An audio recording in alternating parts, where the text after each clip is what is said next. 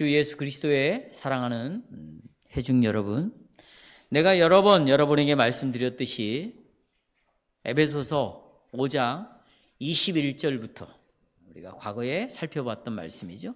에베소 5장 21절부터 6장 9절까지는 어디에 통제를 받습니까? 에베소서 5장 18절 우리가 읽었던 성령의 충만함을 받아라 라는 이 명령에 다 연결이 다 되어 있습니다. 그러니까 결혼 생활에 있어서 반드시 성령의 충만함을 받아야 부부관계가 유지가 될 수 있다. 돈이 있어서 유지가 되는 것도 아니고 사랑하는 감정이 있어서 유지가 되는 것도 아니고 내가 두 다리 뻗고 잘 수 있는 집이 있고 언제든지 가고 올 수 있는 자동차가 있어서 부부관계가 유지가 되는 것이 아니라 성령의 충만함을 받아야만이 부부관계가 유지가 된다. 이것은 하나님이 정하신 법칙입니다. 그래서 성령 충만한 남편은 아내를 사랑할 수 있어요. 또 성령 충만한 아내는 자기 머리에 남편을 두고 그 남편에게 복종할 수가 있는 것입니다. 자, 오늘 우리는 그 다음으로 부모와 자녀의 관계를 좀 살펴보겠습니다. 자, 여러분, 부모와 우리는 다 자녀들이에요. 여기 자녀 아닌 사람이 있어요? 부모 없이 태어난 자식이 있습니까? 아무도 없어요. 우리는 다 자녀입니다. 또 부모에 있어서는 일부는 부모이고 일부는 부모가 아닌 사람도 있어요. 그러나 모든 사람들이 다 자녀이다. 죄송합니다.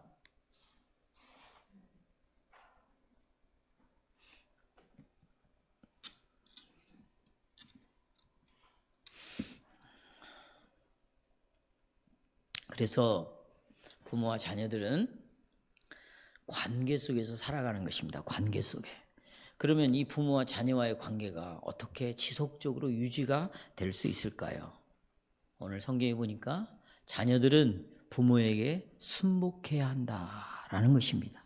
왜 순복해야 돼요? 앞에서 우리가 살펴봤죠. 왜냐하면 그리스도를 경외함으로 피차 뭐하라고 그랬어요? 복종하라고 했기 때문입니다. 뿐만 아니라 예수님의 구속, 예수님이 나를 구원해 줬어요. 나를 구원해 줬습니다.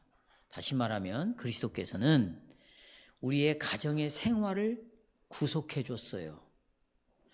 죄에서만 구속한 것이 아니에요. 우리의 가정의 생활도 구속하셨어요. 또 이 가정을 성령으로 충만하게 해 주셨기 때문에 자녀들은 부모에게 순종해야 됩니다. 그래서 자녀들은 주 안에서 부모에게 순종하라 라고 하나님이 우리에게 말씀해 주시고 있습니다. 또 부모들은 자기 자녀들을 주님의 교양과 훈계로 잘 키워라, 양육하라 라고 부모에게 이렇게 하나님이 말씀하고 있습니다. 저는 오늘 설교 주제를 이렇게 정했습니다.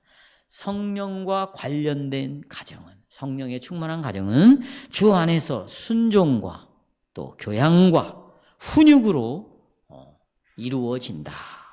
두 가지 말씀드립니다. 첫째로 먼저 자녀를 향한 말씀입니다. 자, 자녀들만 한번 크게 외칩시다.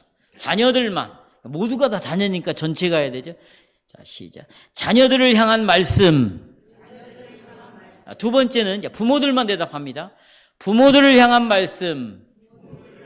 네, 두 가지를 말씀드립니다. 자, 사도 바울이요, 이 교회의 자녀들을 위하여 아주 특별한 말씀을 했다는 것입니다. 이건 교회의 자녀들을 위하여 지금 말씀하고 있다는 것은 무슨 의미일까요? 예배 시간에 이 자녀들은 공적인 예배 시간에 반드시 부모 곁에 자녀들이 있어야 한다는 걸 뜻하는 거예요. 우리는 에베소서 6장 21절에 읽어보면 바울이 이렇게 말합니다. 나를 정말 내 형편을 잘 아는 사람이 있다. 나의 외로움을 알고 내 힘든 걸 잘 아는 사람이 있다. 그게 누구냐? 두기고라는 사람이다. 내가 이 두기고는 너희들에게 보낸다. 그런데 에베소서라는 이 편지, 이 하나님의 말씀을 두기고라는 사람의 손에 들려서 너에게 전달을 할 것이다. 그리고 너희들은 반드시 일요일 아침에, 다른 날 안 된다. 일요일 아침에 두기고가 가지고 간 이 에베소서를 낭독해줘라. 그러니까 두기고가 이 편지를 가지고 오고, 여러분, 장로 중에 하나가 이제 이렇게 말합니다. 하나님의 말씀을 이제 낭독을 하는 거 어떻게? 자녀들이여, 이렇게 낭독을 하는 거예요. 자녀들이여, 여기 나오잖아요, 오늘. 자녀들이여.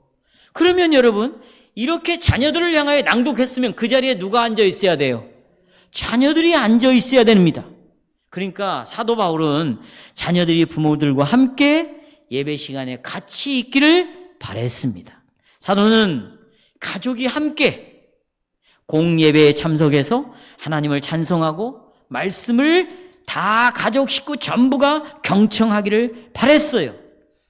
여러분이 아시다시피 이 자녀들은 여러분 부모와 마찬가지로 주님의 교회의 지체입니다. 자녀들도 하나님께서 언약을 맺으신 언약 안에 속해 있습니다. 그래서 자녀들도 언약의 약속을 받았습니다. 구원의 약속을 받았어요. 그래서 자녀들도 뭘 받아야 돼요? 세례를 받아야 했어요. 세례를. 그러면 어른이 받은 세례는 큰 세례고, 좋은 세례고, 유아가 받은 세례는 작은 세례고, 그런 것입니까? 그럴 수가 없는 것이에요. 그래서 예수님께서는 내게로 자녀들이 오는 것을 막지 말아라 그랬어요. 예수님은 교회의 자녀들을 정말 지극히 사랑하셨습니다. 그래서 이 예배 시간에 모든 여러분의 자녀들이 부모와 함께 공적인 예배에 있기를 주님이 바라시고, 그것을 사도 바울이 잘 알고 있었기 때문에 두기고를 통하여 에베소서를 쓰게 하고, 그 에베소서를 썼을 때 어른들을 향해서만 쓴 것이 아니라 자녀들아 라는 자녀를 염두에 두고 자녀를 향해서 썼어요. 그리고는 자녀들과 함께 앉아있는, 부모들 곁에 앉아있는 이 자녀들을 향하여서 장로가 자녀들이여 라고 낭독을 하기 시작한 것이에요. 그래서 이 교회는 주일학교를 만들지 않습니다. 유치부, 초등부, 유년부, 중고등부, 청년부, 이거 만들지 않아요, 저희는. 왜요? 자녀들을 공예배 시간에 이렇게 공적으로 모여서 예배를 드리는 이 시간에 자녀를 부모와 떼어놓는, 저희는 주일학교를 만들지 않습니다. 그래서 자녀들을 부모와 분리시켜가지고 다른 공간에 두지 않습니다. 다른 말씀을 듣게 하지 않습니다. 같은 말씀을 함께 듣도록 하는 것이에요. 왜요? 아까 지금까지 말씀을 드렸잖아요. 만일 장로가 자녀들이여 라고 낭독을 했는데 여러분의 자녀가 이 자리에 없다면 어떻게 되겠습니까? 물론 자녀들이 공예배 시간에 부모들과 함께 있기 때문에 설교자는 반드시 이 자녀들을 염두에 두고 설교를 준비해야 됩니다. 자녀들을 염두에 두고 설교를 준비하기 때문에 자녀들이 이 설교를 이해하지 못하더라도 집으로, 가정으로 돌아가서 자녀들을 대상으로 또 설교하는 것이기 때문에 반드시 집으로 돌아가서 이해를 못하는 자녀들에게 이 말씀을 이해시키고 왜 이것이 자녀인 너에게 꼭 필요한 말씀인가를 가르치고 교훈하고 주입시켜야 될 책임이 부모에게 있는 것이에요. 이 책임을 전도사에게 맡긴다? 부목사에게 맡긴다? 다른 공간에서 배우게 한다? 우리가 어떤 부모들은 아니 목사님의 설교를 어떻게 이해합니까? 내 어린 아이들이 라일이 같은, 하은이 같은 아이가 어떻게 이해합니까? 그러니 이 설교를 들어도 소용이 없어요. 그러니 우리는 우리 아이들이 들을 수 있는 전도사를 해서 그런 설교를 하게 해주세요. 동화식으로 무슨 그 시청각으로 자료를 사용해서 가르쳐 주세요. 이렇게 말하는 사람이 있어요. 이렇게 잘 들으십시오. 이렇게 말하는 사람은 자기 자녀를 무시하는 것입니다. 더 심각한 것은 이런 사람들은 성령도 무시하는 사람입니다. 누구도 무시해요? 성령. 저는 우리 교회는 아직 이런 사람이 없지만 혹시라도 이런 사람이 있다면 저는 정말 이런 사람의 이야기를 들을 때 두려워할 수밖에 없습니다. 이건 커다란 하나님 앞에서 범죄하는 행위거든요. 여러분의 자녀들을 주일학교에 다 맡겼습니다. 그 자녀들이 지금 어디 있습니까? 어디 있어요? 지금 대한민국의 주일학교를 다녔던 아이들이 어디 있는 것입니까, 지금? 없어요, 여러분, 없어요.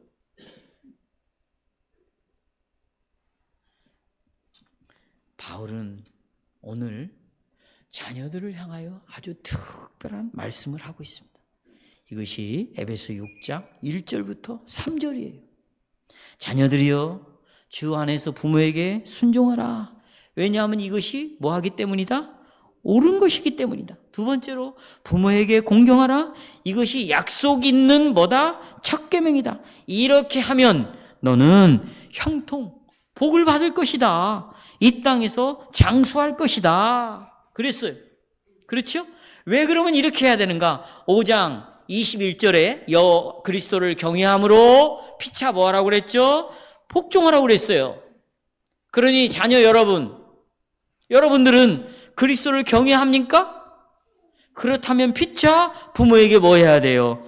어머니 아버지께 뭐 해야 돼요? 복종해야 한다. 바울이 이렇게 자세하게 설명하면서 자녀들이 순종해야 될 3가지 이유를 말합니다. 핸드아웃 내가 기록해놨습니다. 첫째는 뭐냐? 자녀들이 부모에게 순종하는 것이 옳은 것이기 때문이라는 거예요. 따라서 옳기 때문이다.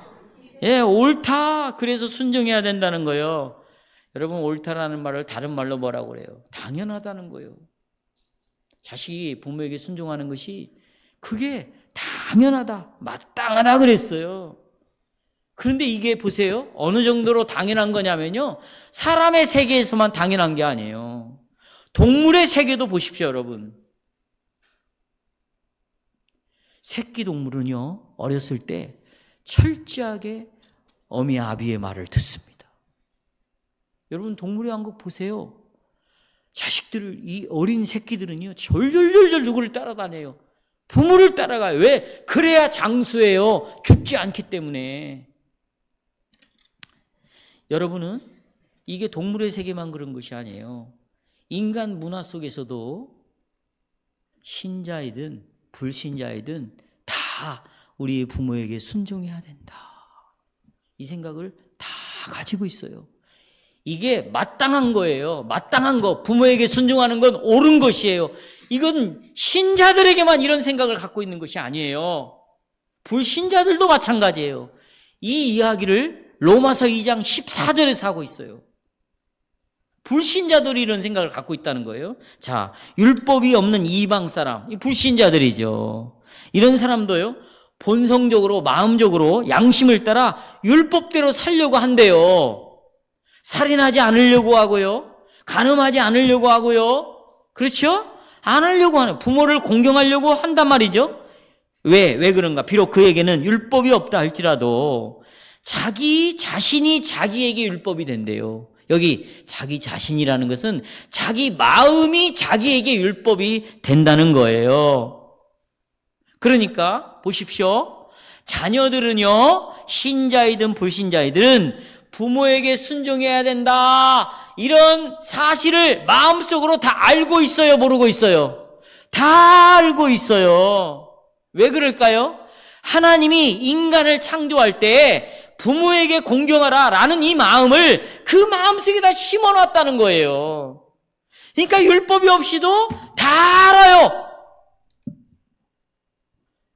제가 어떤 분을 전도하는데 이분이 자기는 절대 기독교로 개종을 못한대요.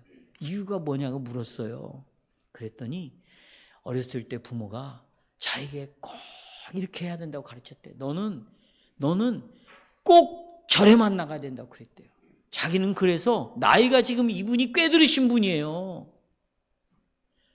예수를 믿어야 되겠다 이런 마음도 있어요. 그런데 안 오겠다는 거. 왜? 부모의 말에 이런 말은 들어야 돼, 안 들어야 돼? 안 들어야 되죠. 어쨌든지 제가 강조하고 싶은 것은 마음속에 모든 사람들이 부모의 말을 들어야 된다, 공경해야 된다, 이런 말은 다 마음속에 두고 있는데, 그러나 모든 사람들이 다 공경합니까? 그렇지 않습니다. 순종하지 않는 자식들도 있어요. 하지만 그러나 모든 사람들이 자녀가 부모에게 순종해야 된다는 것을 다 압니다.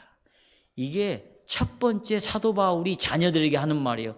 그것이 옳은 것인 것을 네 마음에다가 심어놨다는 거예요. 근데 어떻게 믿지 않는 자식들은 더 부모의 말에 귀를 기울이는데 믿는 자식들은 더 부모의 말에 귀를 기울이지 않는지, 이런 경우가 허다합니다, 여러분. 우리 교회 빼놓고. 두 번째 이유가 있어. 왜 부모에게 순종해야 되는가? 그것은 제5계명 때문이에요. 5계명 때. 자, 언약의 계명 제5계명에 누구를 공경하라고 그랬어요? 부모를 공경하라고 그랬어요. 이게 10계명에 5번째 나오는 거죠. 아까 우리가 언약의 10가지 계명을 낭독할 때 5번째, 네 부모를 뭐 해라. 자, 보시어요. 여러분이 10가지 계명은 두 돌판에 기록을 해놨어요. 첫 번째 돌판은 여호와 하나님과 관련해서 어떻게 살아갈 것인가 내용이 나오고, 두 번째 돌판은 사람과 관계에서 어떻게 살아가야 할 것인가, 특별히 부모와 관련해서 어떻게 살아가야 할 것인가가 두 번째 돌판에 기록을 해 놓았습니다. 최소한 어린아이 동안에는 우리의 부모는 누구를 대신할까요? 하나님을 대신하는 거예요. 하나님의 사랑, 또 하나님의 권위, 이런 것들은 부모를 통해서 전달이 되는 겁니다. 하나님의 뜻을 누구를 통해서 전달해 주냐면 아버지, 어머니를 통해서 하나님의 뜻이 전달이 되는 거예요. 이런 이유로 자녀들은 부모를 사랑해야 되고 공경해야 되고 존중해야 되고 귀를 기울여야 돼요. 여러분, 놀라운 것은 모세율법을 보십시오. 모세율법을 읽어보면 하나님을 공경하는 것과 부모를 공경하는 것이 바로 연결이 되어 있어요. 하나님 공경과 부모님 공경이 어떻게 되어 있다고요? 연결되어 있어요. 연결 보십시다. 예레미야 19장 1절에서 3절. 19장 1절에서 3절을 보시면 하나님의 공경과 부모의 공경이 연결되어 있어요. 여호와께서 모세에게 말씀하여 이르시되 너는 이스라엘 자손의 회중에게 말해라. 어떻게? 너희는 거룩하라. 이렇게 말하래요. 왜냐하면 이는 나 여호와 너희 하나님이 어떤 하나님? 거룩함이니라. 그러면서 곧바로 누구와 연결시켜? 3절. 너희 각 사람은 누구를 경외하래요? 부모를 경외하고 나의 안식일을 지키라. 나는 너희 하나님의 여호와니라. 여기 보시죠. 하나님께서 이스라엘에게 내가 거룩하니 너희도 거룩하라고 명령한 다음에 곧바로 어떤 계명을 가르치냐면 이스라엘의 모든 백성들에게 자기 어머니와 아버지를 뭐 하래요? 공경하래요. 여러분 보십시오. 이런 방식으로, 내가 부모를 공경하는 방식으로 자녀는 하나님이 거룩하신 것처럼 자기도 어떻게 살아요? 거룩하게 살기 시작하는 거예요. 그러니까 내가 아버지, 어머니의 말에 순종하고 귀를 기울이고 공경함으로 내가 비로소 하나님 앞에서 거룩한 삶을 살기 시작하는 거예요. 만약에 부모에게 불순종하고 거역하고 듣지 아니하는 자는 그가 교회를 나오고 세례를 받았다 할지라도 그는 하나님 앞에서 거룩한 삶을 살지 않고 있는 것이에요. 심지어는 믿지 않는 부모들이 여러분에게 분명히 이렇게 하라고 간절하게 요구했음에도 불구하고 그걸 우습게 알고 거부해버리고 여러분의 마음대로 이기적인 욕망을 따라 여러분이 그렇게 결정을 내렸다면 그것이 하나님을 불순종하게 하는 일이 아닌데도 내가 그렇게 행동으로 옮겨버렸다. 그렇다면 그는 거룩한 삶을 살기 시작하지 않는 것이에요. 지금 보십시오. 우리 성경을 보십시다. 하나님을 좀 똑바로 쳐다보십시다. 성도 여러분, 내가 거룩하니 너희도 거룩하라. 곧바로 이어서 부모 공경하라고 나오고 있어요. 거룩한 삶은 부모 공경과 연결이 되어 있다. 자, 이런 부모를 무시하고 자기 마음대로 살 때 어떤 일이 일어날까요? 보십시다. 예레미야 20장 9절에서 이렇게 하나님께서 말씀하셨어요. 만일 누구든지 자기의 아버지나 어머니를 저주하는 자는 반드시 뭐해라? 죽여라. 그가 자기의 아버지나 어머니를 저주하였은즉 그의 피가 자기에게로, 자식에게로 돌아가리라. 신명기 21장 19절 21절에 보십시오. 그의 부모가 그를 끌고 성문에 데리고 가라는 거예요. 거의 재판하는 것이거든요. 그 성읍 장로에게 나가서 20절 그 성읍 장로들에게 말하기를 우리의 이 자식은 완악하고 패역하여 우리의 말을 듣지 아니하고 방탕하며 술에 잠긴 자라. 너 술 먹지 말아라. 방탕하지 말아라. 했는데 듣지 않아요. 21절 그 성읍의 모든 사람들이 그를 잔식을 돌로 쳐 죽일지. 이같이 네가 너희 중에서 악을 제하라. 그리하면 온 이스라엘이 듣고 두려워하리라.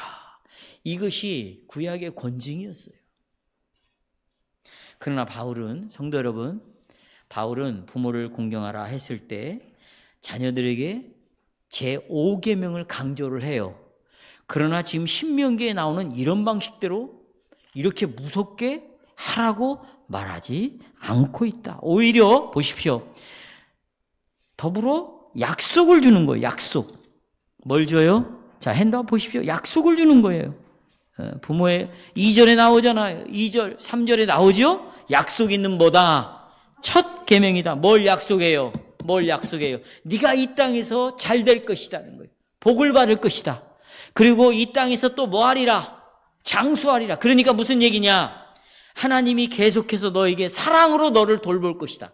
그러나 부모를 무시하고 부모를 우습게 알고 부모의 말에 귀를 기울이지 않는 자는 보십시오.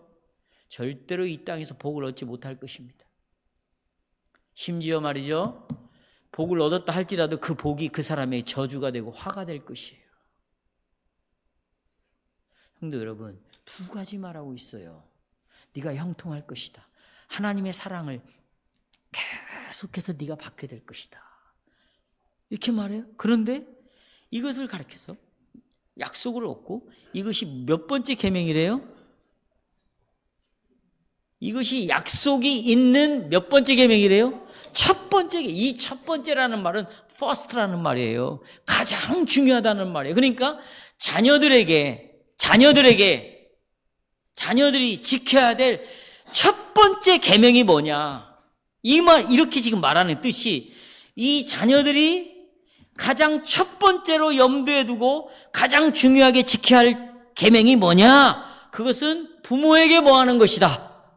공경하는 것이다. 이것이 가장 중요합니다. 그런데 이 계명에 붙어있는 약속이 뭐냐? 네가 이 땅에서 잘 되고 이 땅에서 장수한다 그랬죠? 번역이 그렇게 되어 있어요? 안 되어 있어요? 그런데 헬라어 원문에 보면 이렇게 되어 있어요. 세상에서 잘 될 것이다. 이렇게 되어 있어요. 구약의 5번째 계명은 땅으로 되어 있는데 사도 바울은 그 땅을 바꿨어요. 이렇게 변화를 줬어요. 세상이라고. 왜냐하면 구약의 이스라엘 백성들은 약속의 땅에, 한정된 땅에 살았잖아요. 신약의 교회인 여러분과 저는 한정된 땅에 있는 것이 아니에요. 전 세상에 교회는 다 흩어져 있으니까 전 세상에 네가 어디를 가든지 네가 복을 받을 것이다. 이렇게 말하고 있어요. 장수하게 될 거예요. 자, 이것은 두 가지 의미예요. 첫째는 실제로 이 땅에서 복을 받고 오래 살죠. 누구를 공경하는 사람은? 그런데 정말 부모의 말에 순종하고 공경한 사람입니다. 근데 일찍 자식이 세상을 떠나는 경우도 있어요. 예수를 잘 믿는데 떠나는 사람이 있어요. 이거 우리가 잘 이해할 수 없어요. 하지만 이것도 그 부모들에게 유익이 될 것이고 먼저 떠난 그 자식에게도 유익이 될 것이고 복이 될 것이에요. 이해하시겠어요? 동시에 정말 부모의 말을 잘 듣고 공경하는 자는 이 땅에서도 잘 될 것이다 하는 것도 들어있어요. 들어있습니다. 여러분, 부모 말을 듣지 않는 자들이 오래 사는 경우가 있어요. 그렇죠? 그러나 부모에게 불순종하는 자식이 일찍 죽는 경우도 있어요. 부모에게 순종하지 않으면 여러분의 생명이 단축된다는 걸 아셔야 돼요. 여러분의 생활 습관에서, 여러분의 삶 속에서 너 이거 하면 안 된다. 그런데 어렸을 때부터 담배를 피워요? 술을 먹어요? 못된 짓을 하고 다녀요? 하지 말라고 그랬는데 계속해요? 그건 부모의 말을 불순종하는 거고 공경하지 않는 것이죠. 그럴 경우에 여러분의 죽음이 앞당겨진다는 거예요. 그냥 빨리 죽고 싶으면 부모의 말 듣지 마세요. 이 말씀대로 살아라. 듣지 마세요. 여러분 마음대로 사세요. 살아도 그게 저주가 되고 화가 될 것이고 일찍 죽을 수 있다. 이건 내 말이 아니에요. 하나님이 하시는 말씀이에요. 이것은 보편적인 법칙이에요. 일반적인 법칙입니다. 부모에게 순종하라는 것은 믿는 여러분에게만 말하는 게 아니에요. 일반적인 보편적인 법칙이에요. 그래서 부모는 자식에게 주는 선물이에요. 불순종이 그들의 죽음을 종종 앞당길 수 있어요. 그러나 부모의 말을 잘 듣는 거죠. 마음 그리고 식습관 등등 여러 가지 면에 있어서 너 일찍 자야 건강한다. 근데 밤늦게까지 계속해서 핸드폰 붙잡아 보세요. 일찍 죽는다니까? 이런 것들은 부모들을 통해서 여러분에게 하나님이 선물로 부모들에게 주신 건데 이런 말을 듣지 않는 거예요. 제가 예를 들어본 거예요. 예를.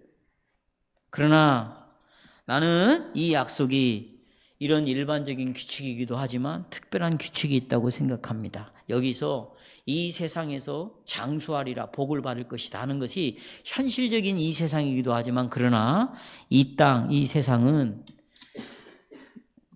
새로운 세상을 가리키기도 해요. 예수님이 산상설교에서 이렇게 말하죠.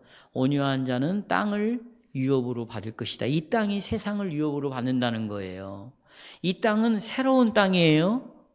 예수님이 재림하시게 될 때 우리가 받는 땅이에요. 세상이에요. 새하늘과 새 땅이지요. 여러분 요한계시록에 보면 이 새 땅은 새하늘과 하늘나라와 하나님 나라와 절대로 분리시키지 않아요.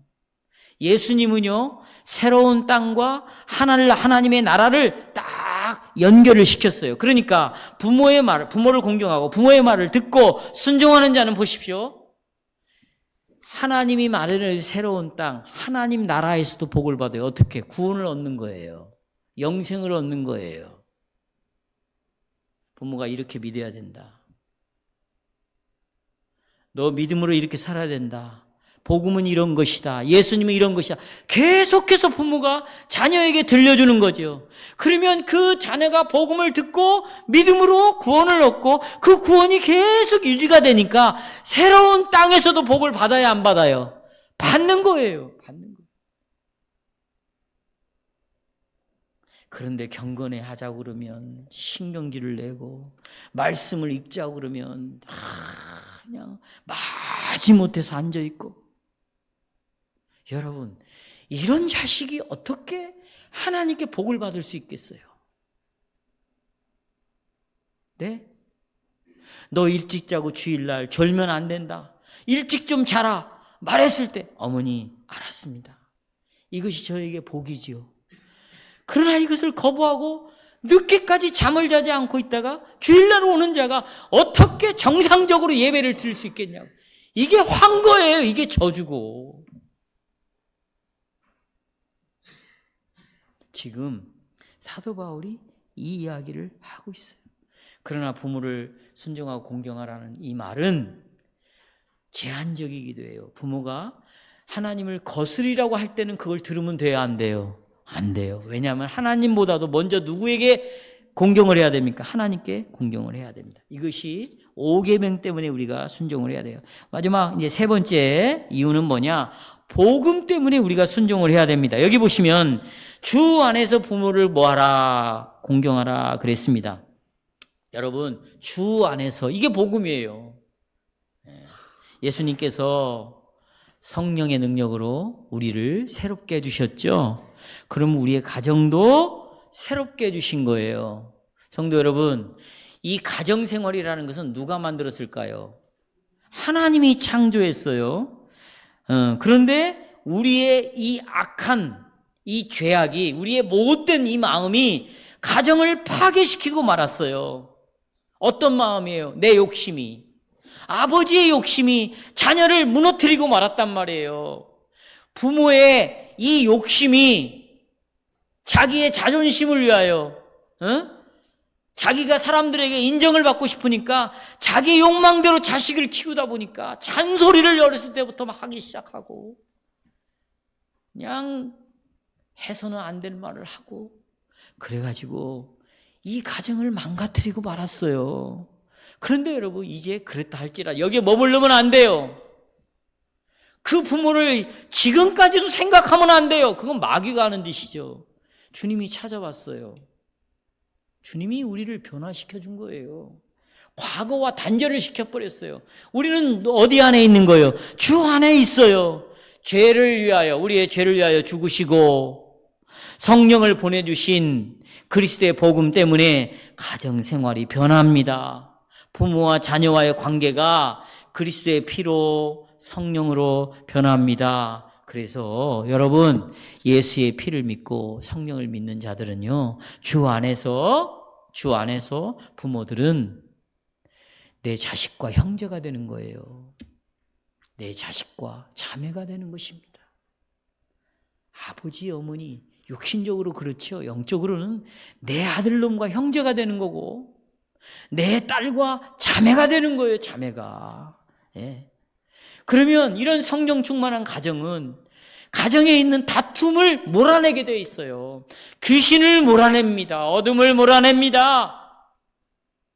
그리고는 사랑과 화평으로 가득 채워요.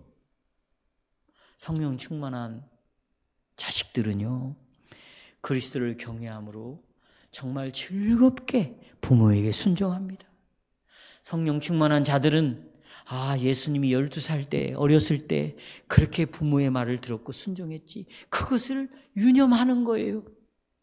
성령 충만한 자식들은 예수님이 나를 구원시켰지, 빛의 나라로 옮겼지, 성령을 보내서 내 안에 성령님이 계시지, 지금도 성령은 부모에게 순종하고 귀를 기울이고 공경하라고 말하고 있지, 이런 것들을 기억해서 살아가는 거예요. 부모가 나이 들으니까 만만합니까?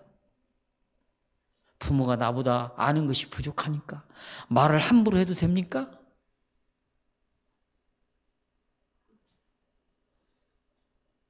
여러분, 부모를 공경하기 시작하고 부모의 말에 순종하기 시작할 때 비로소 나는 하나님처럼 거룩한 삶을 살기 시작한다. 이것이 바로 하나님이 자녀들에게 주신 말씀이라는 것이에요. 자, 이제 부모들에게 주신 말씀이에요.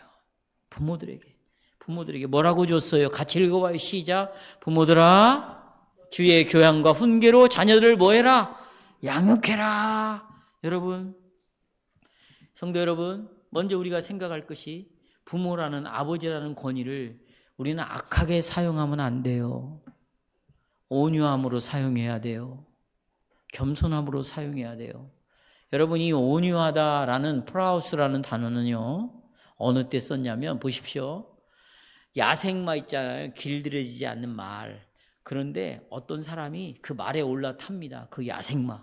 그걸 몇 번 타면서 그 야생마를 어떻게 딱 잡아버려요. 딱 지배를 합니다. 그러면 그 야생마는 주인의 말을 듣기 시작합니다. 이때 그 날뛰던 야생마가 주인의 말을 듣기 시작할 때 브라우스, 헬라말로 온유하다, 이런 말을 썼어요. 온유라는 것은 힘을 가지고, 권위를 가지고, 아버지라는 그 권위를 가지고 이 힘을 남용하는 것이 아니에요. 힘으로 밀어붙이는 것이 아니에요. 함부로 말하는 것이 아니에요. 자기 뜻대로 자식을 막 끌고 가는 것이 아니에요. 그 힘이 프라우스 잘 조절이 된 아버지, 그 힘을 함부로 쓰지 않는 아버지, 절제된 힘. 절제하라니까 자녀들이 마음대로 살아도 방종으로 내버려 두는 건 프라우스가 아니에요. 그런 아버지들이 있어요. 아주 바보 같은 아버지들. 잘못됐으면 분명히 말하되 온유한 마음으로 절대된 힘을 가지고 그를 돌보라는 것이에요. 그런데 사도 바울이 지금 이런 편지를, 여기 보시면 자녀들을 노엽게 하지 말라고 그러잖아요. 화나게 하지 말래. 따라서 자녀들을 화나게 하지 말아라. 이유는 로마 제국의 문화 속에 있는 이 아버지들은요, 어떤 아버지상을 다 갖고 있냐면 힘 있는 아버지예요. 힘으로 밀어붙여요. 자식에게 명령을 했는데 명령을 하고 그 명령에 복종하는 이런 관계죠. 군대 관계예요. 근데 듣지 않아요? 그러면 이 아들을 어떻게 하냐? 쫓는 정도가 아니에요. 노예로 팔아버려요. 그리고 노예 중에 똑똑한 놈은 아들로 양자로 삼아버립니다. 심지어는 이 로마 제국의 문화 속에서는 아들을 죽여버리기도 합니다. 아버지가 칼로 아들을 목을 베버려요. 그러니까 이 자식들이 아버지를 생각할 때 얼마나 두렵고 무서운 아버지겠어요. 이런 영향이 교회 안에도 있어요. 그러니까 자녀들아, 그리고 아비들아, 주의 교양과 훈계로 양육해라. 그러면서 절대로 자녀들을 노엽게 하지 말라 라고 로마 제국을 향하여 염두에 두고 지금 하고 있는 거예요. 그러면 아버지가 무엇을 해야 되겠습니까? 골로새서 3장 21절에 보시면 너희 자녀들을 어떻게 하지 말라? 경록케 하지 말라. 또 뭐 할까 하노라? 낙심할까 하노라. 여러분, 자녀들을, 성도 여러분, 합리적인 방식으로 좀 상대해 주세요. 네? 상식적으로라도 좀 대해 주세요. 그렇다고 자녀들을 과잉보호하거나 잘못했는데도 아무런 말도 않고 그냥 넘어가거나, 이것은 큰일 날 일입니다. 큰일 날 일이에요. 노엽게 하지 말아라. 이런 것들은 나중에 시간을 내서 우리가 또 공부를 하기로 하고요. 두 번째로, 아버지들은요, 주의 교양과 훈계로 뭐하라? 양육하라, 키우래. 여기 키우라라는 이 말은 5장 29절에 사용되는데 그리스도께서 교회를 양육하여 보호하신다라고 말할 때 사용된 단어예요. 그러니까 여기서 양육하고 보호한다, 이 말은 육체적으로 필요한 것들을 자녀들에게 공급해 줘야 돼요. 입을 것, 먹을 것, 또 영적으로도 필요한 것을 공급해 줘야 돼요. 영적으로도. 그것이 뭐냐? 교양과 훈계예요. 영적인 것과 관련된 것이지. 여기 교양이라는 말은 여기 파이데이아라는 말인데 이게 권징과 관련되어 있어요. 그러니까 주 안에서 양육을 하기 위해서 때때로 자녀들에게 벌도 내려야 된다. 따라서요, 자녀들에게 벌도 내려야 된다. 자, 잠언 13장 24절. 자, 자식들은 우리 부모가 이러는지 이러지 않는지를 한번 확인해 보세요. 시작. 매를 아끼는 자는 자식을 뭐한다? 미워하는 자다. 자식을 사랑하는 자는 조심스럽게 그를 뭐한다? 권징한다. 이러지 않는 부모는 여러분을 사랑하지 않는 자예요. 지나친 권징은 위험한 거죠. 여러분, 지나친 권징은 뭐하다? 위험한 거예요.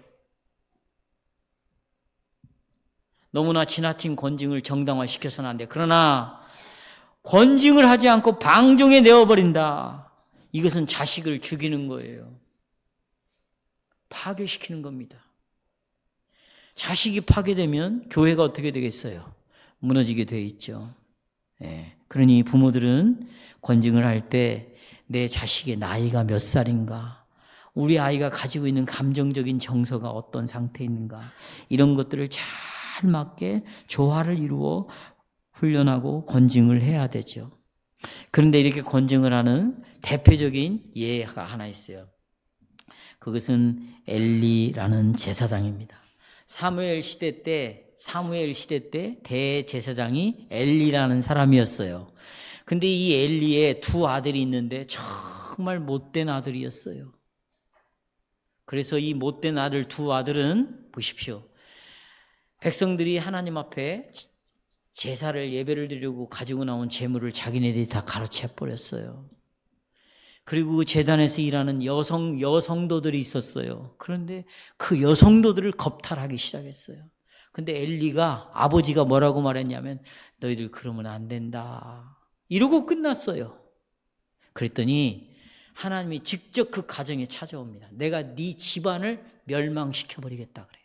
그래서 그 집안을 엘리의 집안을 끝내버립니다. 여러분들이 자녀들에게 방종하도록 내버려 두는다면 여러분의 자식들의 구원이 위태로울 수가 있어요. 오늘도 우리가 많은 시간을 아침에 직분자들과 나눈 대화가 이거예요.